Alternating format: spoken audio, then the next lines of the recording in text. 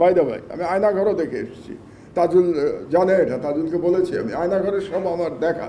ওখানে আমি সেই সময় দেখেছি যতজন অ্যাসিস্ট্যান্ট কমিশনার অফ পুলিশ ডিবিতে ছিল, যতজন 100% প্রত্যেকে ছাত্র জীবনে, যেটা আমাদেরকে ইয়ামিনের বললেন আমাদেরকে এতক্ষণ, প্রত্যেকে ছাত্র জীবনে হলে অথবা ইউনিভার্সিটিতে ছাত্রলীগের সিনিয়র লিডার ছিল, এভরি সিঙ্গেল ওয়ান, যারা অ্যাসিস্ট্যান্ট কমিশনার পুলিশ।